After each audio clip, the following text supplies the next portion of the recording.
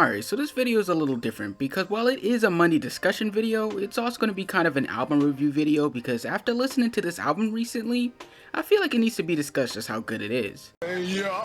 So I'm a Frank Ocean fan, or in other words it means that I hate myself, so with being a Frank Ocean fan comes the long absence of the artist himself along with a very small discography of very good music.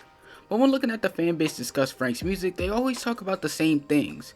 The Night's beat switch, or how good Self-Control is, or how underrated Pyramids is, but I feel as if they always seem to forget or underrate how good Frank's visual album Endless is, and how I believe it's on the same level as Blonde when it comes to quality within his discography. So if you don't know what a visual album is, such as myself 15 minutes ago, a visual album is basically a series of videos or single film that accompanies a collection of songs to serve as the artistic piece towards the music. And with this album, we're given this video of Frank building a staircase in the middle of an empty warehouse with a black and white hue, while we listen to a collection of what would seem like Lucy's if you're not really paying attention to the album, but instead I see this as an ambient and electronic mix of tracks that continuously overlap into each other to give a better meaning into the album name Endless. Loud echoes, strong vocals, and poetic speech make for the verses on these songs, with it seeming like Frank is trying to make something to vibe to, or with little to no thought towards any deeper meaning. Even though, ironically, here I am trying to pick apart a visual album. So with few features on this album as far as I know, with it only being accompanied with UK singer Sampha and well-known rapper Young Thug, this album is honestly a wonderful experience, with it just feeling like some sort of out-of-mind session, seeming like a way for me to not focus on anything and just listen.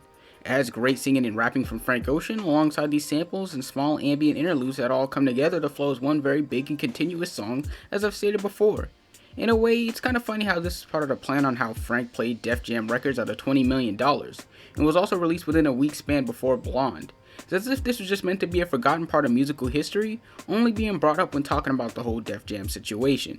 But now when going back to it, this is just such a creative piece that's thrown under the bus because it's released within the same time as the cult classic Blonde, so it never got its full recognition. But overall, this album was dope, and I would put it on the same tier, very close to Blonde in terms of quality. It was such a great work with Frank really not making himself nor what he was doing the main focal point. It was just the music and you. So if you're wondering, yes, I am going to put this on the scale, and I'm giving this a solid 9 out of 10.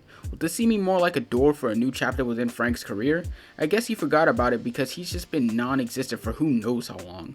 But nice jewelry though. But how do you guys feel about Endless? Where would you rank it within Frank's discography? And do you think that he's ever going to come back to music? Nope. Let me know down in the comments while liking and subscribing to the channel. Make sure to follow my IG and Twitter. And if you like the illustrations used in this video, make sure to follow the artist because she's dope. And on that note, I'll see you on Friday for another album review. Peace. Dinobot, maximize!